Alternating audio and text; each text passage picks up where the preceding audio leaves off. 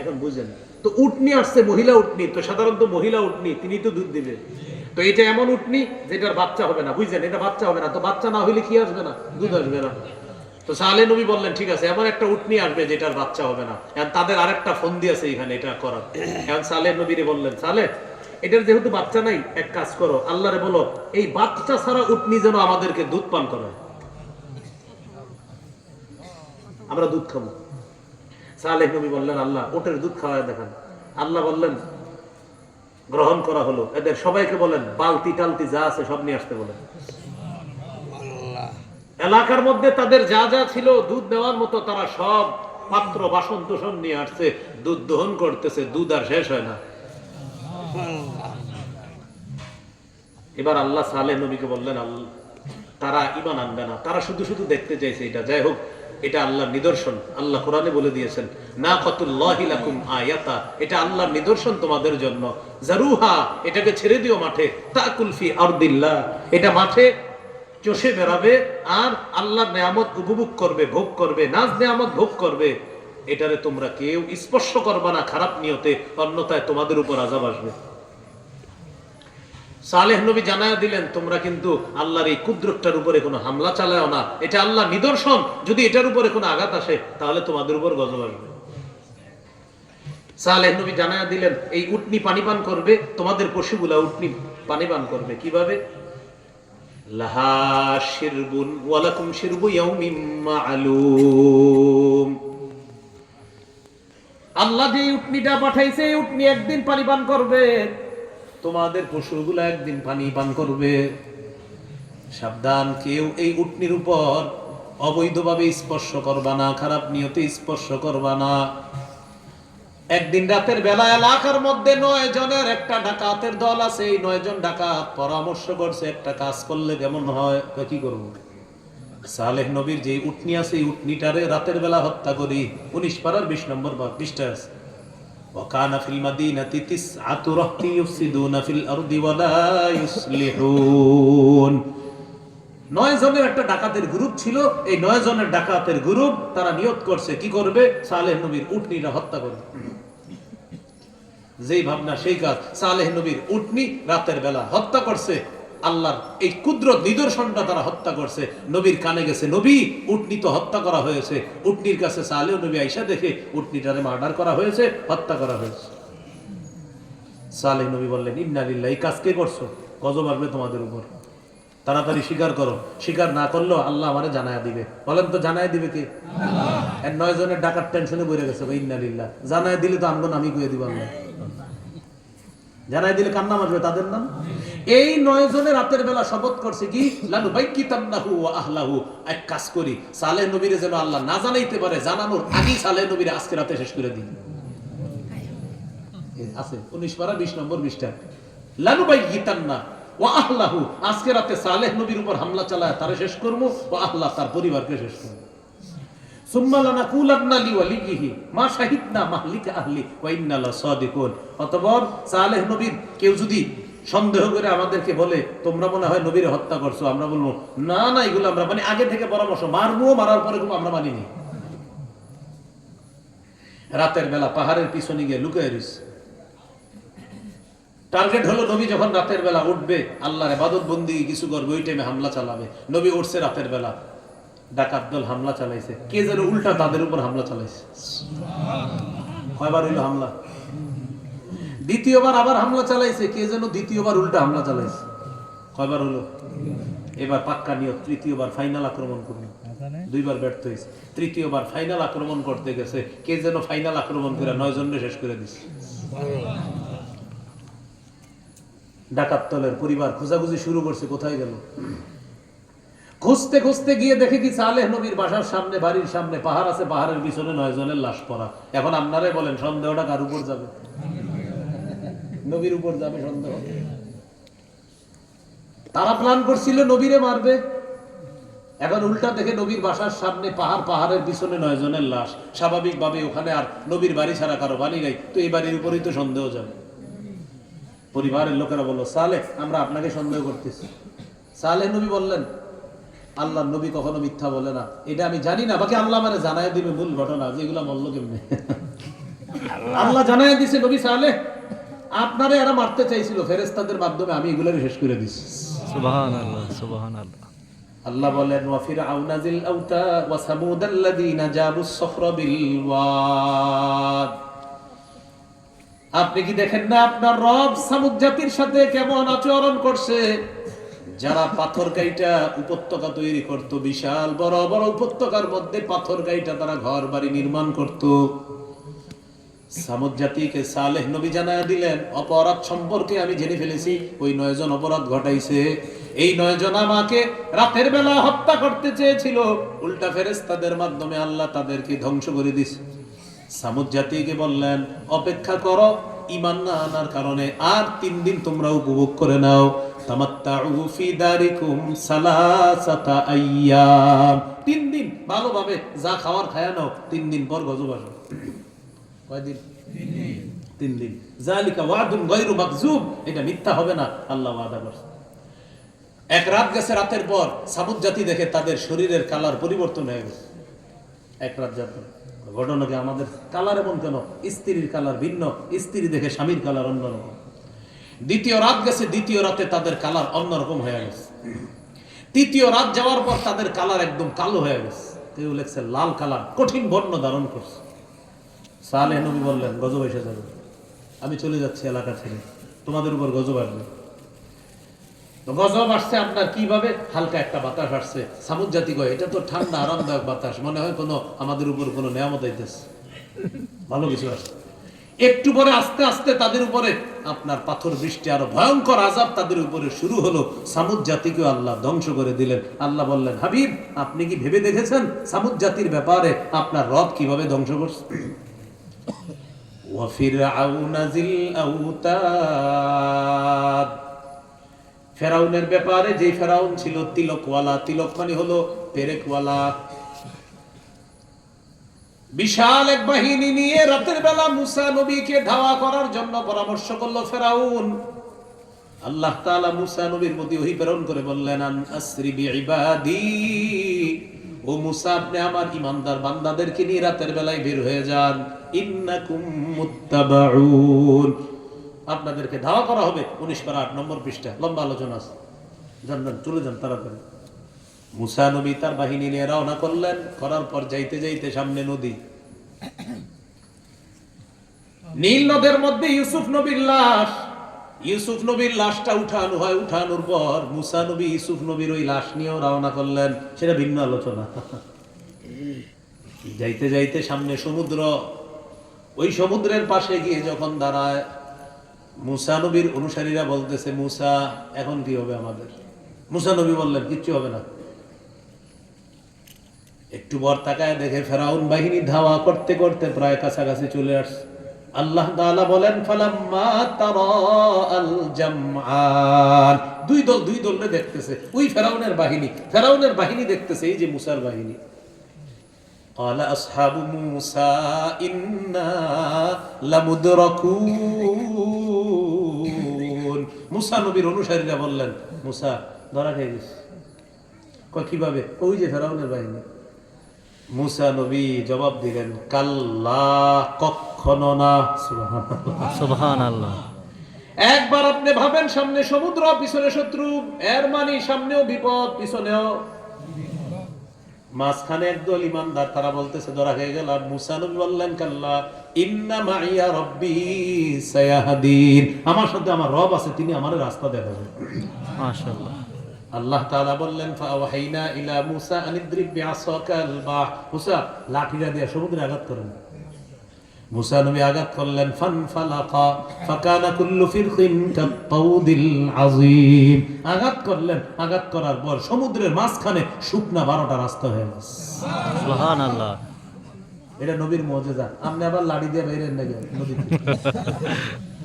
এটা নবীদের মুজিজা। আরেকজনের কাছে কয় লাঠি চলে যাইব, 12টা গোত্র 12 রাস্তা দিয়ে চলে যাইতেছে। ফেরাউন আর তার বাহিনী এসে থামছে, সামনে একজন আছে, পিছনে একজন, অপরিচিত একজন বলতেছে তাড়াতাড়ি আসেন, তাড়াতাড়ি আসেন। পিছনে একজন অপরিচিত বলতেছে কেউ যেন বাকি না থাকে। বুঝলেন, ফেরাউন বাহিনীর পিছনে একজন অপরিচিত, সামনে একজন অপরিচিত। সামনে যিনি তিনি স্বাগত জানাচ্ছে, আসেন আসেন তাড়াতাড়ি আসেন, রাস্তায় ওঠেন। ফেরাউন ওই জায়গায় দাঁড়ায় কি বলছে জানেন? তাফসীরের কিতাবে আছে ফেরাউন তার অনুসারীদেরকে বলতেছে, কি বুঝলা? বুঝলেন কি বুঝলা? এতদিন তোমাদের উপরে জমিনে আমার ক্ষমতা চলতো, এখন নদীতেও চলে। নাউজুবিল্লাহ বলে না? কয় কিভাবে? এতদিন জমিনে আমার কথা শুনতো, আমারও তো তোমরা রব বিশ্বাস করো নাই, দেখো আমার কথায় নদীর মধ্যে রাস্তা হয়ে গেছে, এবার বিশ্বাস হয়েছে আমি যে রব? হ্যাঁ রব। আবার দেখো আমার স্বাগত বাজানোর জন্য একজন সামনে আছে, যিনি সামনে আছে তিনি বল, আসেন আসেন আসেন তাড়াতাড়ি উঠেন, রাস্তায় ওঠেন, রাস্তায় ওঠেন। ফেরাউন আর তার বাহিনী রাস্তায় উঠছে, পিছনে একজন আছে, উনি আবার কেন রয়েছে জানেন? কেউ যেন বাকি না থাকে। হ্যাঁ যান, যান। সব যান, সব উঠেন। সামনে পিছনে দুইজন আল্লাহ ফেরেশতা ছিল, সুবহানাল্লাহ, সুবহানাল্লাহ। একটাও বাকি না থাকে। মুসা নবী এবং তার বাহিনী রাস্তা দিয়ে যখন সমুদ্র পার হয়ে যায়, পার হওয়ার পর একবার 7 নম্বর পৃষ্ঠায় আছে, আল্লাহ তাআলা বলেন, ওয়াইদ ফারাকনা বিকুমুল বাহরা ফাআনজাইনাকুম ওয়া আগরাকনা আলা ফিরআউন ওয়া আনতুম তানজুরুন। আমি তোমাদেরকে মুক্তি দিলাম, সমুদ্রের উপরে রাস্তা করে, সমুদ্রকে ফাঁক করে আমি রাস্তা বানায় তোমাদেরকে মুক্তি দিলাম, ফেরাউন বাহিনীকে ধ্বংস করলাম। এমন অবস্থায় যে তোমরা ধ্বংসটা চেয়ে চেয়ে দেখতেছিলা। বুঝছেন, ইমানদারদেরকে আল্লাহ বলতেছে তোমরা চেয়ে চেয়ে ধ্বংসটা দেখতেছিলা। মুসা নবী আর তার অনুসারীরা রাস্তা পার হয়ে গেছে, ফেরাউন আর তার বাহিনী রাস্তার মধ্যে উইঠা মাঝামাঝি গেছে। এখন বলেন তো, এক বাহিনী রাস্তার ওপার, আরেক বাহিনী রাস্তার মাঝখানে। আল্লাহর হুকুমে মুসা নবী আর তার বাহিনীকে বললেন, যান না একটু পিছনে ঘুরে দেখেন। কি দেখবো? দেখেন না ঘটনাটা কি ঘটে দেখেন। মুসা নবী আর তার অনুসারী পিছনে তাকায় রয়েছে, তাকায় দেখতেছে কি ঘটে। আল্লাহ বললেন, রাস্তা পানি হয়ে যাও। রাস্তা সমুদ্র হয়ে গেল, সব ডুইবা বললো। ফেরাউন ডুইবা এইভাবে মরতেছে, এই যে হাত্তা ইদা আদরাকাহুল গারাকু قال آمنت أنه لا إله إلا الذي آمنت به بنو إسرائيل وأنا من المسلمين। 11 পারা 14 নম্বর পৃষ্ঠা। ফেরাউন যখন ঢেউ আইসা পাকড়াও করলো, যখন নাকি পানির ঢেউ আইসা ফেরাউনকে ধরলো, মানে ও মারা যাবে। হাত্তা ইদা আদরাকাহুল গারাক, ঢেউ যখন তার স্পর্শ করলো, ক্বালা আমানতু আন্নাহু লা ইলাহা ইল্লাল্লাযী আমানাত বিহি বানু ইসরাঈলা ওয়া আনা মিনাল মুসলিমিন। 11 পারা 18 নম্বর পৃষ্ঠা। ফেরাউন বলতেছে আমানতু, ঈমান আনলাম। ফেরাউন কি বলছে? আমানতু, কি আনলাম? বলেন না কি আনলাম? কখন? এই যে ঢেউ আপনার ওরে ডুবাই দিছে, তো ফেরাউন বলছে আমানতু, ঈমান আনলাম, আন্নাহু লা ইলাহা ইল্লা, যিনি ছাড়া কোনো ইলাহ নাই, যার উপরে বনী ইসরাঈল ঈমান আনছে, আমি ফেরাউন ঈমান আনলাম। আল্লাহ তাআলা বলতেছে আল আনা, এখন। এই আল আনার অনুবাদ কি বলেন? বলেন সবাই বলেন, আল আনা মানে কি? এখন। এখন এটার অনুবাদ ওয়া ক্বাদ আসাইতা, একটু পুরে না বুরবে না, তুমি নাফরমানি করলা। এবার আমার সাথে বলেন, বলেন ঊর্ধ্বশ্বাস, ঊর্ধ্বশ্বাস বলেন, ঊর্ধ্বশ্বাস, ঊর্ধ্বশ্বাস হওয়ার পর, হওয়ার পর যখন, যখন শ্বাসটা, শ্বাসটা কণ্ঠাগত হয়, কণ্ঠাগত হয়, তখন আর, তখন আর তওবা কবুল হবে না, তওবা কবুল হবে না, ঈমান কবুল হবে না, ঈমান কবুল হবে না। ঊর্ধ্বশ্বাস, এই যে শ্বাসটা বের হবে হবে, কণ্ঠাগত হয়ে গেছে, এখন কেউ বলতেছে তওবা করতেছি, ঈমান আছে, আমি ভুল করছি, তখন আর কবুল হবে না। ঊর্ধ্বশ্বাস মানে যখন আপনার শ্বাসটা বের হওয়ার জন্য কণ্ঠাগত হয়, এর আগ পর্যন্ত তওবার সুযোগ আছে, এখানে আসার পর আর তওবার সুযোগ নাই। ফেরাউনের এখানে আসছে, এই যে মরবে এখন, আল্লাহ ঈমান আল্লাহ, আল্লাহ বলে এখন, এখন আর গ্রহণ করা হবে না। এটাই সূরা ফজরের মধ্যে আল্লাহ বললেন, 5টা জিনিসের শপথ করে আল্লাহ তাআলা নবীকে বললেন, নবী আপনি কি দেখেন নাই আজ জাতিরে শেষ করে দিছি, সামুদ জাতিরে শেষ করছি। ফেরাউন, যে পেরেকওয়ালা ফেরাউন, যারা দুনিয়াতে ফাসাদ সৃষ্টি করছে, আপনার রব তাদের উপর আযাবের কষাঘাত চাপিয়ে দিয়েছে। ইন্না রাব্বাকা লাবিল মিরসাদ, আপনার রব সজাগ দৃষ্টি রাখেন, সতর্ক দৃষ্টি রাখেন। এটা দিয়ে আমাদের সবাইকে আল্লাহ ওয়াজ করছে, আপনার কিয়ামত পর্যন্ত সব উম্মতরে জানায় দেন আমি সব দেখি। মিরসাদের আরেকটা অনুবাদ উৎ পেতে থাকা, উৎ পাতা কারে কয় দেখেন, ধরে ফেললাম, এই ধরে ফেললাম, মানে আমি আপনি যা করতেছি আল্লাহ কিন্তু, যে এই কি করতেছো, এই কি করতেছো, এই দেখতেছি, এরকম আমাদেরকে আপনাকে সবাইকে বলতেছে, নবী বলে দেন নিশ্চয়ই তোমার রব লাবিল মিরসাদ, সজাগ দৃষ্টি রাখে কি করতেছো। 5টা জিনিসের শপথ করে আমি বললাম, সব ধ্বংস করে দিছি অন্যায় করার কারণে। তোমরা ফাসাদ সৃষ্টি করো না, অন্যায় করবা না, আমি কিন্তু সজাগ দৃষ্টি রাখতেছি। এই হলো 1 থেকে 14 নম্বর আয়াত। প্রথম আলোচনা গেল এই সূরার। দ্বিতীয় আলোচনা 15 থেকে 20 নম্বর আয়াতে আল্লাহ তাআলা অকৃতজ্ঞ বান্দার 4টা বৈশিষ্ট্য আলোচনা করছে। কার? অকৃতজ্ঞ বান্দা। প্রথমে একটু বুঝেন, কোন ব্যক্তির যদি 10 তলা 20 তলা বাড়ি হয়, সে যদি মনে করে বাস আমি সম্মানিত, এটা প্রকৃত সম্মান না। কোন ব্যক্তি মনে করেন গরিব, তার কিচ্ছু নাই, আর সে যদি বলে আমি লাঞ্ছিত, না, এটা লাঞ্ছিত হওয়া না। কোন ব্যক্তির 10 তলা 20 তলা বাড়ি হওয়া, এটাই প্রকৃত সম্মান না। কোন ব্যক্তির কিচ্ছু না থাকা, এটাই প্রকৃত লাঞ্ছনা না। আল্লাহ বুঝাইতে চায় আয়াতগুলোর মাধ্যমে, প্রকৃত সম্মান যার 10 তলা 20 তলা আছে, যার কিচ্ছু নাই, উভয়ে আমি আল্লাহকে ভুলে না, এটা প্রকৃত সম্মান। 10 তলাওয়ালা আল্লাহরে ভুলে না, এটা ঠিক আছে। 20 তলাওয়ালা আল্লাহরে ভুলে না, হ্যাঁ হ্যাঁ ঠিক আছে। তুমি ভিক্ষা করো, আমি আল্লাহরে ভুলো না, হ্যাঁ তাহলে ঠিক আছে। আল্লাহ, আমি আপনাকে আল্লাহ বলে স্বীকার করি, তাহলে তো তুমি লাঞ্ছিত বান্দা না, তুমি সম্মানিত। আল্লাহ, আমার তো ঘর বাড়ি কিচ্ছু নাই, আরে না থাক, তুই তো আমারে আল্লাহ বলস, তুই সম্মানিত। তাহলে কারো অনেক কিছু যদি হয়ে যায়, আল্লাহ বলে এটা প্রকৃত সম্মান না। প্রকৃত সম্মান আমি আল্লাহ যদি তোমার তৌফিক দেই, তুমি আমি আল্লাহকে আল্লাহ ডাকার, সুবহানাল্লাহ বলার, আলহামদুলিল্লাহ বলার, এটা প্রকৃত সম্মান। কোন ব্যক্তি যদি বলে আমার কিচ্ছু নাই, তুমি নামাজ পড়োনি, জি আল্লাহ আপনার হুকুমগুলা পালন করি, তো তুমি তো সম্মানিত, তুমি আমারে ভুলো না, এর চেয়ে আর বড় সম্মান কি আছে? সুবহানাল্লাহ। এটা বলতেছে আল্লাহ। ফাআম্মাল ইনসানু ইযা মাবতালাহু রাব্বুহু ফাআকরামাহু ওয়া না'আমা ফায়াকুলু রাব্বি আকরামান। আল্লাহ তাআলা বলেন, কিছু মানুষ আছে এমন যাদেরকে তার রব পরীক্ষা করে, আর ফাআকরামাহু ওয়া না'আমা, তাকে সম্মানিত করে, তাকে নিয়ামত দান করে। ফায়াকুলু রাব্বি আকরামান, ওই ব্যক্তি বলে আল্লাহ আমারে সম্মানিত করছে, তার অনেক নিয়ামত আছে, সে বলে কি আমারে অনেক সম্মানিত করছে, মানে সে মনে করে এটাই সম্মান, আমার যে টাকা পয়সা প্রচুর এটাই সম্মান। আমি কিন্তু আগে বলছি এটাই প্রকৃত সম্মান না। প্রকৃত সম্মান এত কিছু পাওয়ার পরে যদি বলেন আলহামদুলিল্লাহ, আমি যাকাত দেই, আমি গরিবদেরকে দান করি, আমি মিসকিনদেরকে দান করি, আমি আত্মীয়দের হক আদায় করি, এটা যদি বলেন, এটা প্রকৃত সম্মান। ওয়া আম্মা ইযা মাবতালাহু ফাকাদারা আলাইহি রিজকা, কোন কোন ব্যক্তি আছে এমন যাদেরকে তার রব পরীক্ষা করে, তার রিজিককে তার রিজিক সংকুচিত করে দেয়। কোন কোন ব্যক্তিকে তার রব পরীক্ষা করেন, ফাকাদারা আলাইহি রিজকাহু, তার রিজিক সংকুচিত করে দেন। রিজিক সংকুচিত হয়ে যাওয়ার পর ওই ব্যক্তি বলে ফায়াকুলু রাব্বি আহানান, আল্লাহ আমাকে অপমান করছে। নাউজুবিল্লাহ বলেন। নাউজুবিল্লাহ। আয়াতের ব্যাখ্যায় মুহাদ্দিসিনে কেরাম বলেন, প্রকৃতপক্ষে তোমার অনেক কিছু হওয়া এটাই সম্মান না। প্রকৃতপক্ষে তোমার ব্যবসায় একটু লস হওয়া এটাই অসম্মান না। প্রকৃতপক্ষে তোমার অনেক কিছু হওয়া এটাই সম্মান না। প্রকৃতপক্ষে তুমি ব্যবসায় লস খাওয়া এটাই তোমার লাঞ্ছনা না।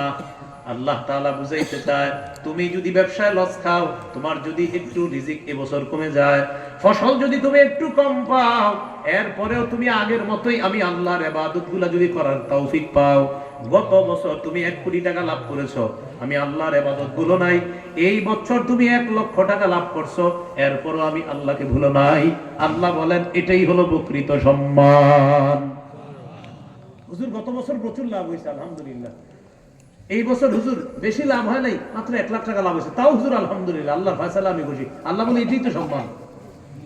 বুঝছেন নি সবাই কথা? তাহলে আপনার অনেক কিছু হয়ে যাওয়া, বলেন আলহামদুলিল্লাহ, বলেন আলহামদুলিল্লাহ। আলহামদুলিল্লাহ। আবার মাঝে মাঝে একটু কইবা যাওয়া, তাও আপনি বলতে হবে আল্লাহর ফয়সালা, আলহামদুলিল্লাহ। এটা বললেন না আমারে মনে হয় আল্লাহ সম্মানিত করছে অনেক টাকা, এবার হঠাৎ কিছু টাকা কমছে আর বললেন ধুর আমি মনে অপমানিত হলাম। আল্লাহ বলে না, বেশি হওয়া কম হওয়া এটা অপমানিত আর সম্মানিত হওয়ার কারণ না। আমি তোমাকে তৌফিক দিলাম কিনা ইবাদতে, এটা দেখো। যদি তৌফিক প্রাপ্ত হও তাহলে বুঝবা এটাই তোমার প্রকৃত সম্মান। আল্লাহ আমাদেরকে কথাগুলো মনে রাখার তৌফিক দান করেন। তাহলে বলেন, ব্যবসায় আজকে 10,000 টাকা লাভ হয়েছে, কথার কথা, তাও 5 ওয়াক্ত নামাজ কারে খুশি করার জন্য পড়া? আল্লাহর জন্য। আগামী কালকে 1000 লাভ হয়েছে মাত্র, তাও 5 ওয়াক্ত নামাজ কারে খুশি করতে হবে? আল্লাহর জন্য। পরের দিন 1000ও লাভ হয় নাই, সমান সমান, তাও কারে খুশি করতে হবে? পরের দিন না 500 লস হয়ে গেছে, তাও কারে খুশি করতে হবে? আল্লাহ। এইভাবে যদি আপনি চলতে পারেন এটা প্রকৃত সম্মান, কারণ তুমি আমারে কোনো অবস্থায় ভুলো নাই। আল্লাহ কথাগুলো মনে রাখার তৌফিক দান করেন। আমিন। এবার অকৃতজ্ঞ বান্দার 4টা বৈশিষ্ট্য কি বলে দেখেন। কাল্লা বলেন না, আল্লাহ। এই কাল্লা অর্থ হলো প্রকৃতপক্ষে বেশি সম্পদ হওয়া, এটাই সম্মান না। প্রকৃতপক্ষে কম সম্পদ হওয়া, এটা অপমান না। কাল্লা, আল্লাহ বলে এটা কখনো সম্মানিত আর অপমানিত হওয়ার চাবিকাঠি না। কোনটা আমি তো বলেই দিছি, তৌফিক পাওয়াটা এটাই প্রকৃত সম্মান। এবার আল্লাহ বলেন বাল্লা তুকরিমুনাল ইয়াতীম, তোমরা যারা অকৃতজ্ঞ তোমরা এতিমকে সম্মান করো না। তোমরা যারা অকৃতজ্ঞ তোমরা এতিমকে সম্মান করো না। 2 ওয়ালা তাহাদ্দুনা আলা তাআমিল মিসকিন, তোমরা মিসকিনকে সহযোগিতা করতে উৎসাহিত করো না। একটা আমি নিজে দান করি না, আবার উনি দান করে, ওনার দিকে বাধা দিই, এত দান ছিল না, দিন না, এই যে না করে দিচ্ছি, এটাও খারাপ। একটা হলো আপনি দান করেন না, আরেকটা হলো উনি দান করতেছে। তো মনে করেন আমি দান করি না, ইনশাআল্লাহ আল্লাহ তৌফিক দিলে দান করবেন। আরেকজন করে, ওনারও বলি কই দিবেন, কই দিনখানে কিছু দিবেন, আরে দরকার নাই। হ্যাঁ, আল্লাহ বলে ওয়ালা তাহাদ্দুনা আলা তাআমিল মিসকিন, তোমরা মিসকিনদেরকে সহযোগিতা করবে এই ব্যাপারে কাউকে উৎসাহ দাও না, নিজেও দান করো না, আরেকজনকে উৎসাহ দাও না। কি শিখলাম ভাই? নিজে যদি কখনো দিতে না পারি অন্তত অন্যরে উৎসাহিত করব, ভাই আপনি একটু সহযোগিতা করেন, কি করব না ইনশাআল্লাহ? ইনশাআল্লাহ। 3 নাম্বার ওয়া তাকুলুনা তুরাসা আকলাল লাম্মা, মিরাসের সম্পত্তিটা তোমরা যথেচ্ছাভাবে নিজেরাই ভোগ করো। মিরাসের সম্পত্তি, মিরাসের সম্পত্তি মনে করেন 2 বোন 1 ভাই, তো বাবার সম্পত্তি মোট কয় ভাগ হবে? 2 বোন 1 ভাগ। মনে করেন 2 বোন, তারা 2 বোন মিলে পাবে 1 ভাগ, ভাই পাবে 1 ভাগ। কথার কথা, 2 বোন মিলে পাবে 1 ভাগ আর ভাই পাবে 1 ভাগ। কারণ ভাই কি করছে জানেননি? 1 ভাগ নিজেরটাও নিছে, বোনেরটাও নিয়ে নিছে, যে ওটাও দিব না। কেন? একা খাবো, একা। আল্লাহ বলে তাকুলুনা তুরাসা আকলাল লাম্মা, মিরাসটা তোমরা একা খাও, একা ভোগ করো যথেচ্ছভাবে। আসেনি? বলেন না আসেনি? আমার যদি ছোট হয়ে গেল সবার দিয়ে দিন, মনের হক দিয়ে দিন, দিয়ে দিন। 4 নাম্বার ওয়াতুহিব্বুনাল মালা হুব্বান জাম্মা, কয় তোমরা সম্পদকে খুব কঠিন ভাবে একদম মহব্বত করে এভাবে ধরে রাখো। দিমু না, এই হুব্বান জাম্মা মানে এই জাম্মের এরকম না, কাউরে দিব না আমারটা, একদম এইটা আমার, কাউরে দিব না এরকম মনে করবো। জাম্মা, জাম্মা মানে এটা না, দিব না, না না না কাউরে দিব না, এটা আমার। আল্লাহ বলে এগুলো অকৃতজ্ঞ, ও যে কবরে যাইবো এটা নিয়ে যাবো। অকৃতজ্ঞ বান্দার 4টা বৈশিষ্ট্য বলছে। এতিমকে সম্মান করো না, অন্যরা মিসকিনকে সহযোগিতা করবে, খাওয়াবে, এই ব্যাপারে উৎসাহ দেও না। 3 নাম্বার মিরাসটা একাই ভোগ করো। 4 নাম্বার মাল সম্পদ কঠিন ভাবে মহব্বত করো। এটা অকৃতজ্ঞ বান্দার আলামত। এখন কৃতজ্ঞ বান্দা কারা? যারা এতিমকে সম্মান করবে, যারা মিসকিনকে খাওয়াবে, যারা মিরাস বোনেরটা বোনকে দিবে, ভাইয়েরটা ভাইকে দিবে, মায়েরটা মাকে দিবে। ওয়াতুহিব্বুনাল মালা হুব্বান জাম্মা, আর মালকে পুরাটা একদম ধইরা না রাইখা যাকাতের অংশ হকদারকে দিয়ে দিবে, সদকার অংশ হকদারকে দিয়ে দিবে। 100 টাকা 2.5 টাকা মানুষের দান করবে, 1 লক্ষ টাকা 2.5 টাকা অন্যরে দিয়ে দিবে, 97,500 নিজে রাখবে, 40 ভাগের 1 ভাগ অন্যরে দিবে, 39 ভাগ নিজে রেখে দিবে। আল্লাহ বলে এটা হলে ঠিক আছে, এটা হলে ঠিক আছে। এই হলো 15 থেকে 20 নম্বর আয়াত, দ্বিতীয় অংশের আলোচনা। সেটা হলো অকৃতজ্ঞ বান্দা যেন আমরা না হই। আল্লাহ কৃতজ্ঞ হওয়ার তৌফিক দান করেন। আমিন। এবার আসেন 21 থেকে 30 নম্বর আয়াত, সর্বশেষ আলোচনা। কিয়ামতের ময়দানে বোঝা যাবে প্রকৃত সম্মানিতকে আর প্রকৃত অসম্মানিত। একবার কিন্তু বলছি, আল্লাহর ইবাদতের তৌফিক পাওয়াটা হলো দুনিয়ার সম্মান। তো আল্লাহ সর্বশেষ বলতেছে, শোনো আসল কথা, কিয়ামতের ময়দানে যে সফল সে সম্মানিত, যে ব্যর্থ সে লাঞ্ছিত। ঠিক নেই? দেখেন তো কি দিয়ে শুরু করতেছে কিয়ামতের আলোচনাটা। কাল্লা, আল্লাহ বলেন এগুলা কখনো করবা না। এই যে তোমরা এতিমকে সম্মান করো না, এটা কখনো করবা না। মিসকিনকে তোমরা খাওয়াও না, এটা কখনো তোমাদের ঠিক না। মিরাসটা একা ভোগ করো, এটা ঠিক না। মাল সম্পদ শুধু জমা করে রাখো, এটাও ঠিক না। তবে এবার শোনো, ইজা দুক্কাতিল আরদু দাক্কান দাক্কা, যেদিন জমিনকে চূর্ণ বিচূর্ণ করে পিষে ফেলা হবে। একটা হলো জিলজাল, একটা হলো জালজালা, আর একটা হলো দাক্কা। জালজালা বলা হয় একটা নড়াচড়া, আর একটা নড়াচড়া। গত শুক্রবারে জমিনের নড়াচড়ায় বাংলাদেশ নড়ছে, শনিবারেও জমিনের নড়াচড়ায় বাংলাদেশ নড়ছে, গত রাতেও জমিনের নড়াচড়ায় বাংলাদেশের অনেক অঞ্চল নড়ছে। এটা হলো জালজালা, একটা নড়াচড়া আর একটা নড়াচড়া করা, এটারে জিলজাল বলে। আর এখানে আল্লাহ জিলজাল বলেন, এখানে আল্লাহ বলছে দাক্কা। বলেন কি বলছে? ধাক্কা বলা হয় কারো বিকট আওয়াজে অন্য কিছু নড়া, এর মানে ইসরাফিলের সিংহার আওয়াজে দুনিয়াটা চিরতরে শেষ হয়ে যাবে, চূর্ণ বিচূর্ণ হয়ে যাবে, একদম ধ্বংস হয়ে যাবে এই দুনিয়াটা। আল্লাহ নতুন আরেকটা দুনিয়া এটা করবে, এটারে কিয়ামতের মাঠ বানাবে। এই আসমানটা ধ্বংস হবে, এটারে পরিবর্তিত নতুন একটা আসমান হবে, সেটার সূর্য হবে, ওই সূর্য একদম অপরাধীদের কাছে আসবে, সেটাই হবে কিয়ামতের ময়দান। আপনারা মনে হয় নতুন কথা শুনলেন না? 17 পারার 10 নম্বর পৃষ্ঠা আছে এই কথা। 13 পারার 20 নম্বর পৃষ্ঠা আছে, ইয়াউমা তুবাদদালুল আরদু গায়রাল আরদ ওয়াস সামাওয়াত। যেদিন আসমান জমিনকে পরিবর্তন করে নতুন আসমান আর নতুন জমিন এটা দেওয়া হবে, মানে এই জমিন ধ্বংস হবে, আরেকটা পরিবর্তিত জমিন হবে, সেটা হবে কিয়ামতের ময়দান। এই আসমান ধ্বংস হবে, নতুন আরেকটা পরিবর্তিত আসমান, সেটাই হবে ওই কিয়ামতের ময়দানের উপরের আসমান। আমরা শুনছি না, হ্যাঁ, ছোটবেলায় বুখারীতে আছে, মুসলিমে আছে, কি সূর্যটা একদম কাছে হবে। তো সূর্য কোথায় হবে? আসমানে। তো সেটা হবে আপনার এই এটা না, পরিবর্তিত নতুন আসমান আর পরিবর্তিত নতুন জমিন। এটাকে রাবারের মতো বিশাল লম্বা বানায় এটা কি করবে আল্লাহ কিয়ামতের ময়দান। এইখানে যেটা বলতেছে ইসরাফিলের সিংহার আওয়াজে, ইজা দুক্কাতিল আরদু দাক্কান দাক্কা, যেদিন জমিনকে চূর্ণ বিচূর্ণ করা হবে। ওয়াজা রাব্বুকা ওয়াল মালাকু সাফফান সাফফা, যেদিন তোমার রব আসবে কিয়ামতের ময়দানে, ফেরেশতারা সারিবদ্ধভাবে দাঁড়ায় থাকবে, কাতারে দাঁড়ায় থাকবে। সূরা নাবায় 30 নম্বর পারা 2 নম্বর পৃষ্ঠা আছে, ইয়াউমা ইয়াকুমুর রূহু ওয়াল মালাইকাতু সাফফা, যেদিন জিবরিল আমিন এবং ফেরেশতারা সারিবদ্ধভাবে দাঁড়ায় থাকবে। লা ইয়াতাকাল্লামুনা ইল্লা মান আযিনা লাহুর রহমান, ফেরেশতারাও কথা বলবে না আল্লাহ যদি অনুমতি না দেয়, রহমান যদি অনুমতি না দেয় কেউ কথা বলবে না, কেউ কথা বলবে না, সব চুপচাপ নিচের দিকে তাকায় থাকবে। তখন একটা আওয়াজ সবার সামনে দিয়ে যাবে, নবী ওলি রাজা বাদশা সবার সামনে দিয়ে একটা আওয়াজ ঘুরবে। কয়টা আওয়াজ? এই আওয়াজটাও কোরআনে আছে। আল্লাহ তাআলা বলেন, লিমানিল মুলকুল ইয়াউম লিল্লাহিল ওয়াহিদিল কাহ্হার। সূরা গাফির বা সূরা মুমিনের 16 নম্বর আয়াতে আল্লাহ বলেন, সেদিন আল্লাহ কিয়ামতের ময়দানে বলবেন, লিমানিল মুলকুল ইয়াউম, বলো আজকের রাজত্ব কার? বলবে। এই কথা বলার পর সবার সামনে দিয়ে ঘুরবে আওয়াজটা, বলো রাজত্ব কার? বেঈমানরাও নিচের দিকে তাকায়া থাকবে, সব নেতারা নিচের দিকে তাকায়া থাকবে, রাজা বাদশা সবাই তাকায়া থাকবে। সবার সামনে দিয়ে আওয়াজটা যাবে, বলো আজকের রাজত্ব কার? আওয়াজ ঘুরতে ঘুরতে আবার আল্লাহর কাছে যাবে। আল্লাহর কাছে যাওয়ার পর আল্লাহ তাআলা দেখবে কেউ কোনো জবাব দেয় না, ভয়ে থর থর করে সবাই কাঁপতে থাকবে।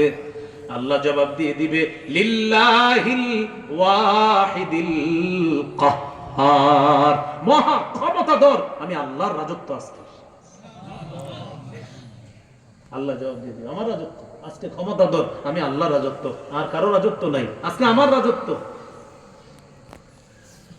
এটা সবার সামনে দিয়ে যাওয়ার পর আল্লাহ জবাব দিয়ে দিবে, রাজত্ব আজকে আমার, আজকে আমি যা বলবো সেটা হবে। সব চুপচাপ থাকবে কিয়ামতের ময়দানে। বুখারী 4712 নম্বর হাদিসে আছে, সমস্ত মানুষগুলা কিয়ামতের ময়দানে যখন দেখবে কেউ আপনার হাঁটু পরিমাণ, কেউ কোমর পরিমাণ, কেউ বুক পরিমাণ, এক বর্ণনা আসছে কারো নাক আর কানটা ইউলজিমুহুল আরাকু ইলজামা, এটা কান আমার দিকে নাকটা ঘামের নিচে যাবে আর উঠবে, মানে ঘাম নাক পরিমাণ, এই নাক পরিমাণ গরম ঘামের মধ্যে নাকটা এইভাবে যাবে উঠবে, পেরেশানির মধ্যে থাকবে। একজন আরেকজনকে বলবে, এইভাবে তো আর পারতেছি না, কি করা? হয় জান্নাত জাহান্নাম একটা ফয়সালা হয়ে যায়। চিন্তা করেন ওই অবস্থার পরে এরা বলবে জান্নাত জাহান্নাম একটা ফয়সালা হোক। কি করা? আব্বা জান আদমের কাছে যাই। আদম নবীর কাছে যাবে।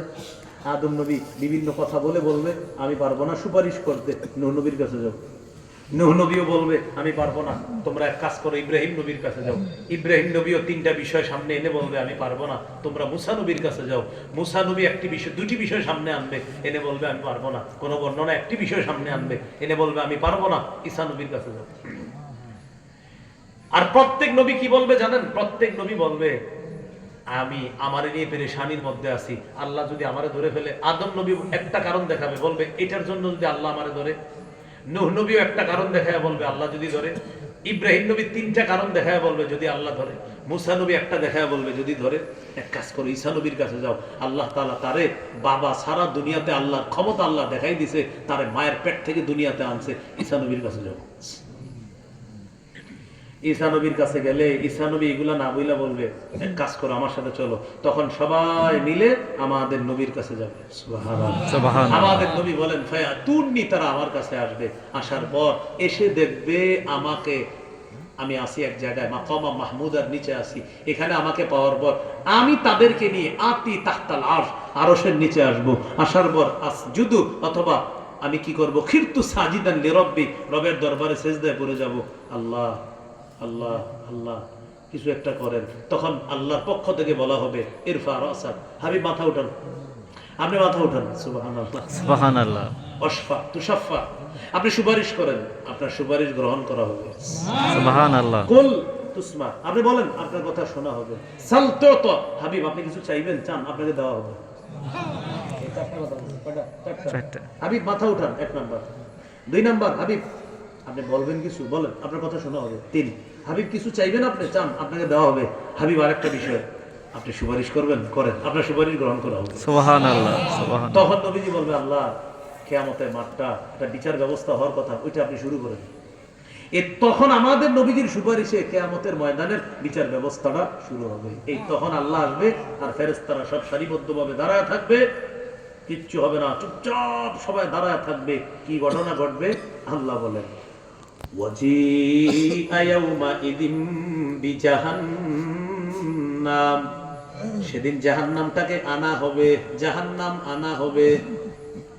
শিকলে বেঁধে ফেরেশতারা জাহান্নামটা আনবে। আনার পর অপরাধীরা জাহান্নামের দিকে তাকায় বলবে ইয়াউমাইযি ইয়াতাযাক্কারুল ইনসান ওয়া আন্না লাহু যিকরা,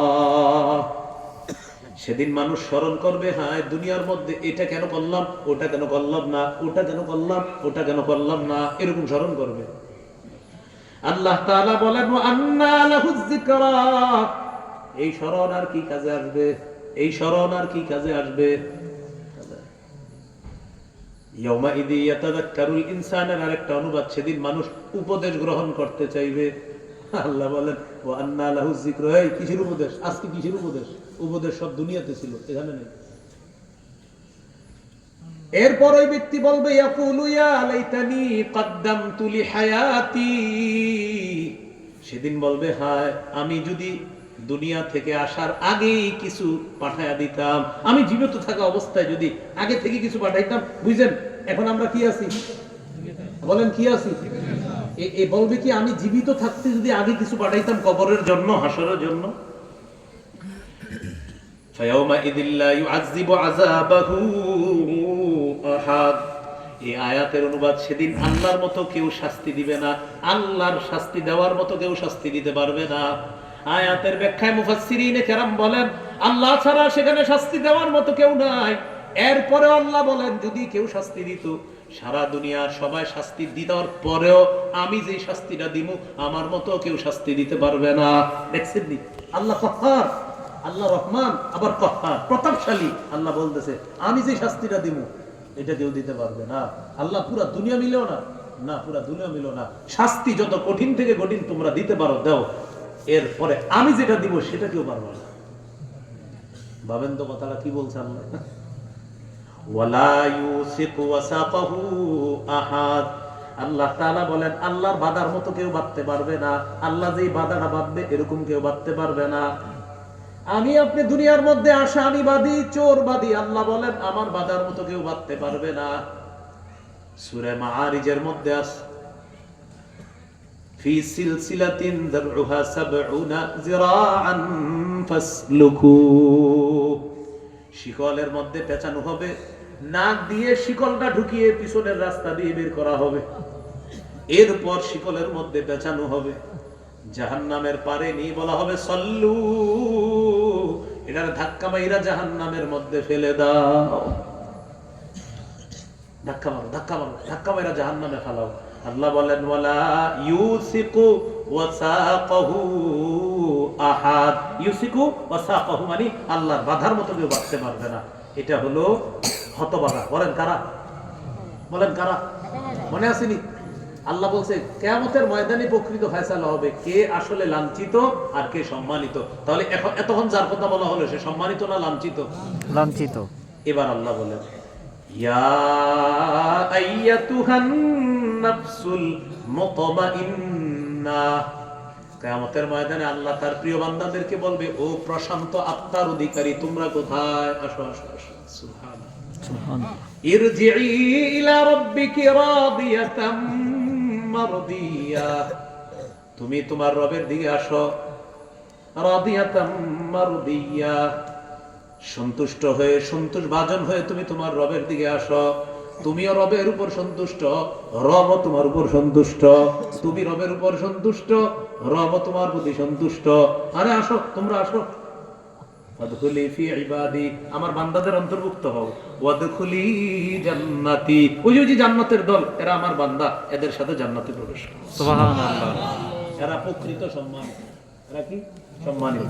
তাহলে কিয়ামতের ময়দানে আসলে ফয়সালা হবে কে লাঞ্ছিত আর কে সম্মানিত।